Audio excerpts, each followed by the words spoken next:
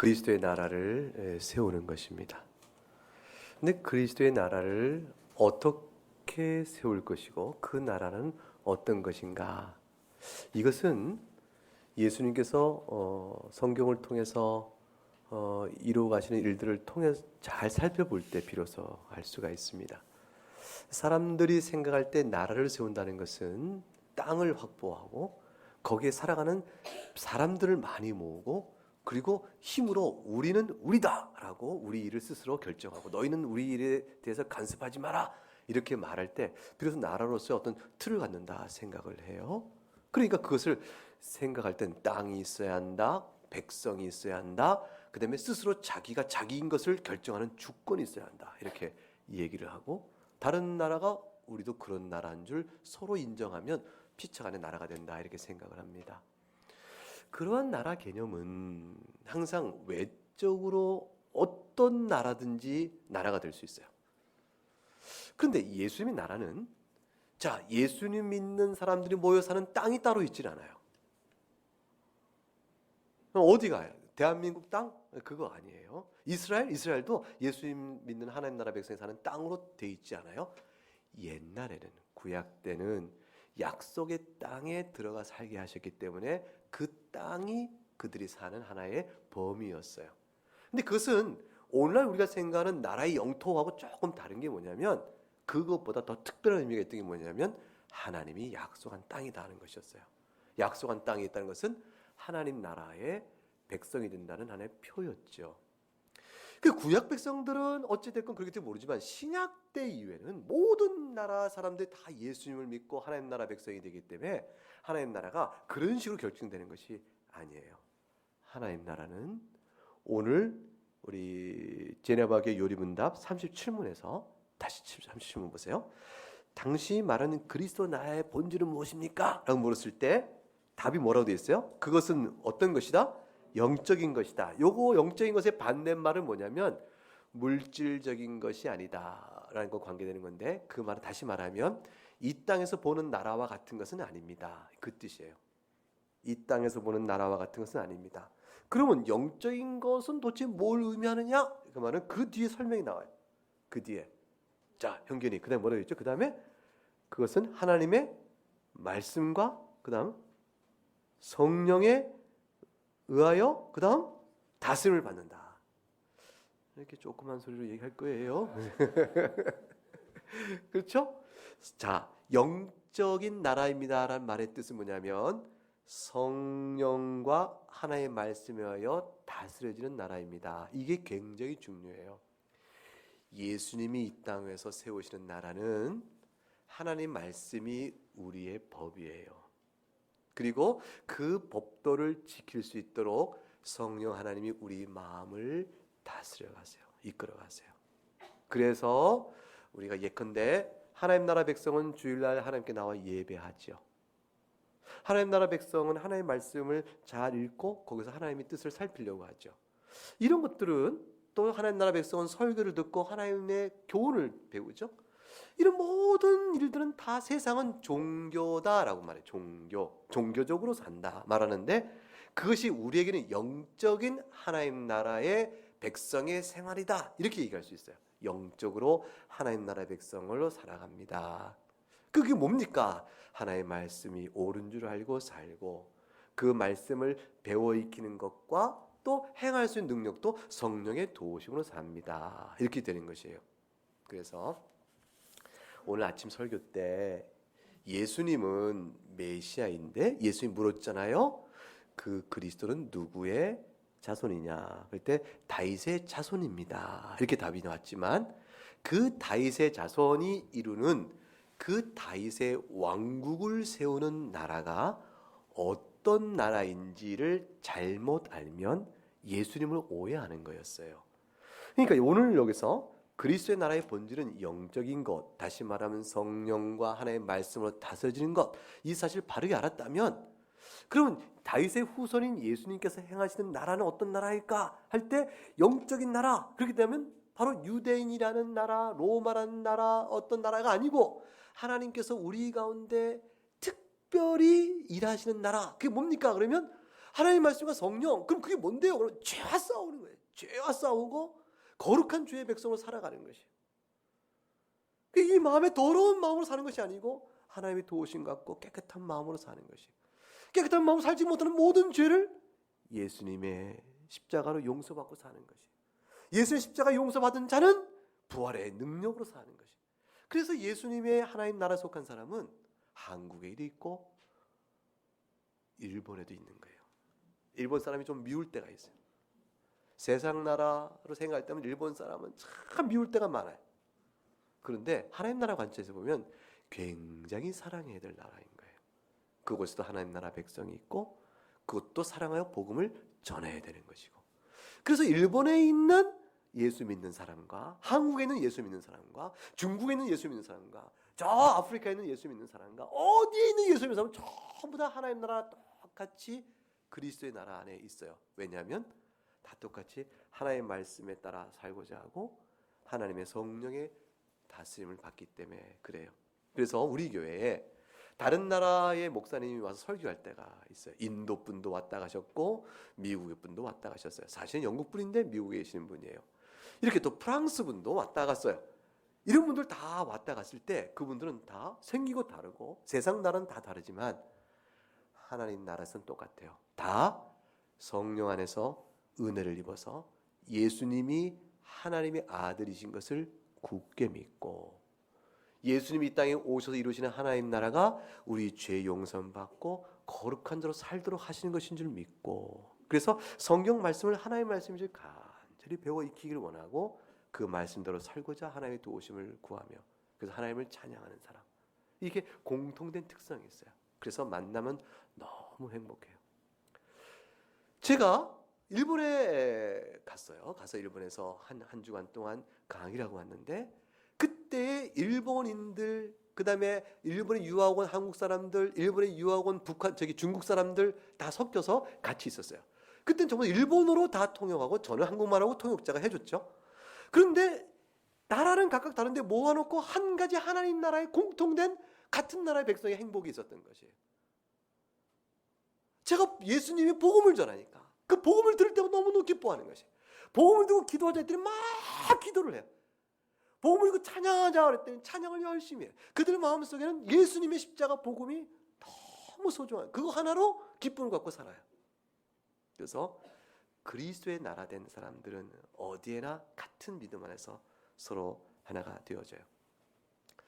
근데 이런 일을 이루기 위해서 예수님이 하신 일이 있어요.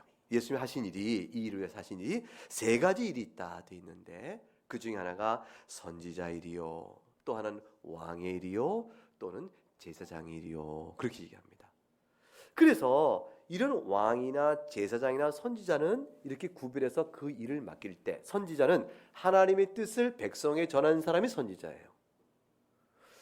왕은 전해진 하나님 말씀대로 잘 살도록 다스리는 게 왕이에요. 제사장은 백성들이 하나님의 말씀대로 살지 못한 이 난처하고 슬프고 어려운 것을 하나님께 드려 하나님의 용서를 받도록 하는 역할을 하는 사람이 제사장이에요.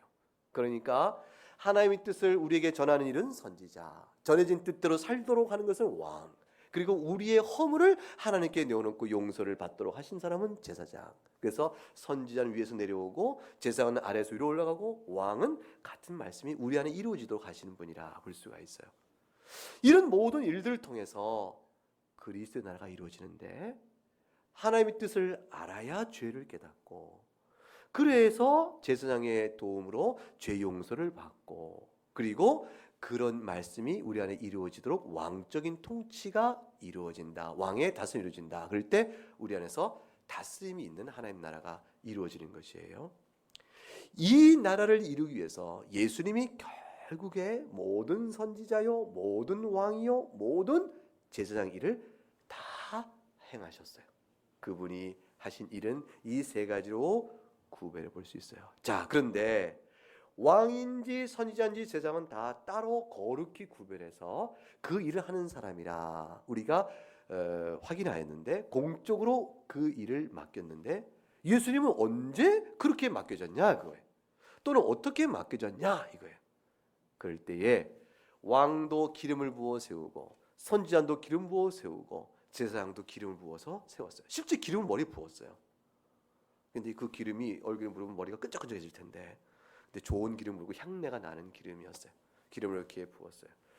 근데 그 진짜 기름을 머리에 붓는 일은 그 기름 자체가 무슨 마술적인 힘이 있어 그런 것이 아니고 하나를 상징하는 것이었어요. 그 상징은 뭐냐면 예수님이 기름 부음 받는 것을 상징하는 것이었어요. 예수님 어떤 기름 부음 받았나? 오늘 보세요. 제네바 교회 여러분답 36문을 보니까 다시 한번 볼까요? 그는 어떤 종류의 기름으로 기름 부음을 받으셨습니까? 그랬더니 답 뭐라고 돼 있죠? 눈에 보이는 기름으로 받은 것이 아닙니다. 그러니까 눈에 보이는 기름 받은 것은 누구냐면 옛날에 그다음 나오죠. 제사장, 왕, 선지자들은 눈에 보이는 기름으로 이렇게 발랐는데 예수님은 그보다 더 탁월한 것, 훨씬 더 좋은 것. 그게 뭘까요? 성령 하나님의 은혜로 받은 것이에요. 성령 하나님께서 예수님에게 값없이 한량없이 부어줬어요. 예수님께 성령의 능력이 쭉 임하였어요. 그러면 왕들의 기름 부음한 것도 실제 눈에 보이는 기름이 어떤 힘이 있는 게 아니라 예수님이 성령으로 기름 부음 받았다는 것을 나타내는 거였기 때문에 왕도 어떤 힘으로 왕은 노릇을 잘했을까요? 성령 하나님의 도우심이 있어서. 선지자가 어떻게 해야 선지자 노릇을 잘했을까요? 성령 하나님의 도우심이 있어서. 제사장도 성령 하나님의 도우심이 있어서. 우리는 똑같아요. 우리들도 하나님 나라 백성 살아갈 때 다 성령의 도우심이 있어야 살아요. 자, 그러면 왜 성령의 도우심이 있어야 될까? 그것이 참 중요한데 왜 성령의 도우심이 있어서 되어지냐면 예수님이 하신 일은 세상의 군대를 키워서 힘으로 정복하고 핵 원자탄, 핵폭탄 이건 하는 것이 아니고 죄된 우리 마음을 하나님의 말씀이 역사하도록 성령의 능력으로 당하는 것이기 때문에 이것은 완전히 다른 부분의 싸움인 것이에요. 죄 짓는 힘과 거룩한 사람으로 살아가는 힘과의 싸움이요. 그리고 죄 지은 자를 돌이켜서 죄를 미워하고 하나님을 사랑하는 사람으로 바꾸가는 싸움이요. 이런 변화는 전부 영적인 것. 다시 말하면 성령 하나님께서 말씀으로 하시는 일인 것이에요. 그 일을 행하신 예수님은 자신이 또한 성령으로 기름을 받고 우리에게도 그 성령의 은혜를 주시는 것이에요. 그래서 오늘 성경 말씀을 보겠습니다.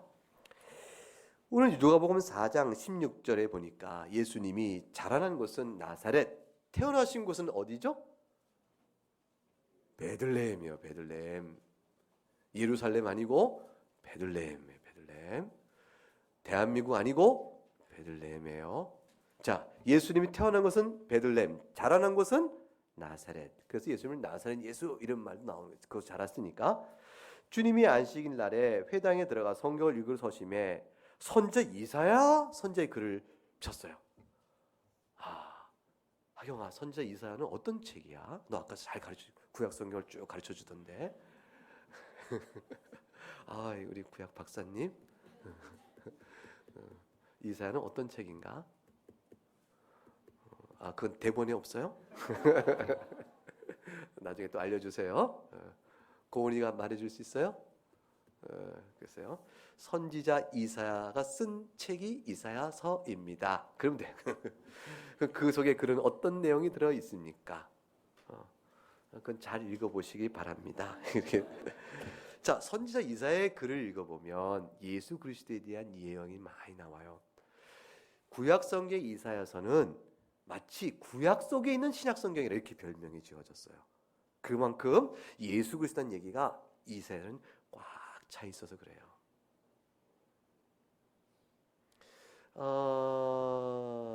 동선아, 구약 성경은 모두 몇 권? 장세기 또 외워서 세봐야 될까? 이렇게 노래를 외웠는데 권수로는 안 배웠나요? 몇 권이요? 자, 그러면 누구한테 물어볼까? 누가 말해볼까요? 구약성경 모두 몇 권이에요? 39권. 그렇지. 신약성경 모두 몇 권이에요? 27권.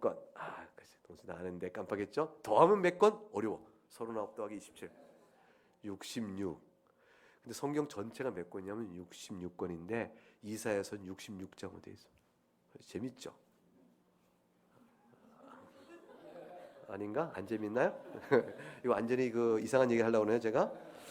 자, 그래서 그 이사야서는 모든 신약 구약에 있는 신약 성경이라 이렇게 얘기되는 그런 특별한 책이 예수님의 예언이 많아요. 근데 그 중에서 중요한 한 예언을 예수님이 펴신 거예요. 이 책의 말씀의 예언이 오늘 이루어졌다 했어요. 자, 어떤 책을 폈냐 봤더니 이사야서 61장을 폈는데 오늘 누가복음 4장 18절에 나와요. 18절과 19절 말씀을 읽어보세요. 아주 중요해요. 시작. 주의 성령이 내게 임하셨으니 이는 가난한 자에게 복음을 전하게 하시려고 내게 기름을 부으시고 나를 보내사 포로된 자에게 자유를 눈먼 자에게 다시 보게 함을 전파하며 눌린 자를 자유롭게 하고 주의 은혜의 해를 전파하게 하려 하심이라. 이 말씀은 메시아가 와서 하실 일에 대한 예언이었어요. 자, 그러니까 이거를 영적으로 보지 않고 이거를 만일 이 세상의 기준으로 본다면 그 메시아가 오면 눈먼 자가 다시 눈을 뜨는 진짜 병이 치료된 역사가 버떡버떡 나야 돼요. 그리고 포로된 사람 전부 다 풀려나야 돼요. 그리고 어떻게 될 거예요? 가난한 사람은 다 부자가 되는 일이 되고 막 이런 일이 벌어지고 눌린 자가 자유롭게 되는 이런 실제 이 세상에 어떤 변화들이 막 일어나야 돼요. 그런 변화가 일어나려면 예수님이 진짜 이 나라에서 왕권을 가져야 되는 거예요. 진짜 임금이 돼서 권력을 가지시고 예수님 임금의 자리에 탁 올라오셔서 여봐라 모든 사람 다 감옥을 다 비워라. 그리고 눈먼 사람 다 나와라. 그리고 저거 다 나을지다. 그러니까 100명이 모이는데 다 나와버리고 이스라엘에 있는 모든 문둥병자가 다 나와라. 다 나을지다. 다 낫고 그래서 모든 병자를 다 고쳐야 되고 모든 가난한 사람 다 와라. 손에 주머니에 돈이 많아라. 그러면 또 갑자기 부자가 되고 막 이렇게 된 일이 임금이 돼가지고 막 되는 일이 벌어져야 되는데 실제로 예수님의 예언은 이런데 이 예언의 뜻이 무엇인지 예수님이 오셨을 때 이런 일이 안 일어나는 거예요. 예수님이 눈먼 자 눈을 뜨게 하셨어요. 예수님이 병자도 고쳐주셨어요. 그 마음이 가난한 자에게 하나님의 말씀으로 위로도 주셨어요. 그런데 처음부터 이것이 조금 찔끔이에요. 예수님이 이스라엘 여기저기 다니시면서 고친 사람 많고 허다히 많지만 이스라엘 모든 백성을 모아놓고 한꺼번에 다 고친 사건은 없었어요. 예수님이 하긴 하셨는데 제대로 하신 것 같지 않은 거예요. 도대체 이 나라가 세워진 것 같지는 않은 거예요. 예수님이 하긴 하시는데 왕 같지는 않은 거예요. 그러니 세례 요한도 너무 궁금했던 거예요. 아니 예수님의 나라가 지금 임한 겁니까? 아닌 겁니까? 다윗의 후손인 그 그리스도가 오시면 이루어진다는 일이 있는데 어떻게 이런 일이 없고 찔끔찔끔 당신은 언제 왕이 되는 겁니까? 그래서 세례 요한이 제자를 통해서 당신 말고 혹시 다른 사람 기다려야 되나요? 물어본 거예요. 예수님이 제자들에게 말하기를 세례 요한에 가서 이 말을 전하라 하고 지금 읽었던 이 말을 그대로 전해요. 그러면 이거는 세례 요한이 알고 있을까요? 모르고 있을까요? 이미 알고 있는 일이에요. 그리고 예수님이 병 고친 거 알아요? 몰라요? 알고 있어요. 그 세례 요한은 뭐가 답답했어요? 병을 고쳤는데 어째 왕에 오르진 않으시고 눈먼 자를 눈뜨게 해도 그러셨어? 예언이 성취가 된 것 같은데 어째 왕은 되지 아니하시고 이게 어떻게 되는 건가? 다윗의 후손이 맞는가? 세례 요한도 궁금해 여길 만한 일이죠. 주님이 이것을 다시 말씀하신 것은 성령으로 기름 부음 받아 내가 하는 일이 무엇인지를 이사야서를 다시 1장부터 66장까지 철저히 다시 읽어 말씀의 뜻을 다시 깨달아라. 메시아가 왜 왔으며 그의 나라가 어떤 나라인가를 생각하라. 그런 거예요. 그럼 이사야서 읽으면 고은아, 하경아, 너희 6학년이잖아. 너희밖에 의지할 리가 없어요. 초등부에 제일 언니인데 6학년 여기 두도 있네. 이 사나이들도 있네요. 자, 그러면 현균이하고 동선이 6학년 내면에 되는군요. 내년 다 졸업해서 중학교 올라가겠네요. 초등학교는 되게 문제없이 졸업하죠. 별일 없이. 자, 물어볼게. 생각해보세요. 예수님께서 이사를 읽으라고 하는데 이사야는 53장이라는 책이 있어요. 이사야 53장은 어떤 이야기를 쓰고 있을까요? 고운, 하경, 형균, 동선. 누나가 모르고 형이 모르면 그 밑에 동생들이 얘기하지. 자, 5초 동안 하나, 어떻게 뭐라고? 예수님에 관한 내용이에요. 53장은 맞아요. 예수님에 관한 어떤 내용이죠? 53장은? 응? 네, 뭐라고 했습니까? 잘못 들었어. 예언, 예수님의 예언이에요. 그 어떤 예언이죠? 그 내용이 뭐죠? 이거지, 이거. 십자가 어떻게, 역시, 다르구나. 십자가. 예수님 십자가에 죽으시는 내용이 53장에 있어요. 이사야 61장을 읽으면 53장을 거쳐와야 하는 것이에요. 이사야 53장을 읽으려면 1장부터 1장의 이스라엘 패역상 얼마나 하나님 앞에 죄를 범했는가 1장부터 낱낱이 나와요. 짐승보다 못하다 그랬어요. 나귀도 자기에게 먹을 걸 주는 주인을 따른다 그랬어요. 너희는 어찌하여 하나님인 이 주인 나를 따르지 않는가부터 시작해서 주님의 말씀이 나와요. 포도나무를 너무 좋은 포도나무를 잘 심고 거름도 줬는데 열매는 들포도를 맺었구나, 못쓸 열매를 맺었구나 하고 주님이 탄식하세요. 그 내용이 다 나오는데 하나님이 이스라엘을 구원하실 것을 얘기해요. 메시아를 보낸다. 그분은 하나님이시다. 그리고 그는 처녀에게서 태어날 것이다. 그런 얘기를 쭉 얘기하시면서 이제 그가 와서 하실 일이 십자가에 죽으시고 다시 살아나신 일이다. 그를 믿는 자는 영생을 얻을 것이라는 말씀까지 이사야서에 다 있어요. 죄사함과 죄사함의 방법과 그 다음에 하나님 나라의 거룩한 백성이 되는 일과 영원한 부활 생명의 메시지까지 이사야서는 다 있어요. 그걸 다 보라 하고 다시 세례 요한에게 알려준 거예요. 즉 예수님이 이 땅에 와서 병을 고쳤으나 병이 다 낫는 놀라운 일들이 이루어진 나라는 주님께서 다시 오실 때 이루어질 나라예요. 지금 이 땅에서는 그런 병 고치는 모든 일을 하신 것을 통해서 주님이 정작에 하시는 가장 중요한 일, 선지자직 말씀을 가르치시고 말씀대로 살도록 다스리시고 그러한 죄인을 용서하시는 제사장직의 이 역할을 하러 오셔서 그리스도 나라를 세우심을 보이신 것이에요. 그러니까 눈먼 자가 눈을 떴다는 것은 십자가를 통하여 죄를 용서하신 예수님이 오셨다는 뜻이요.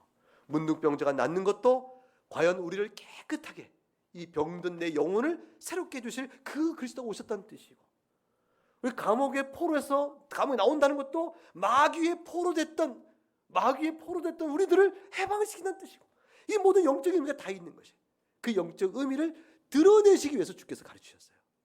이것이 그리스도 나라예요. 그러면 목사님, 하나님께서는 우리가 기도할 때 병을 안 고치시나요?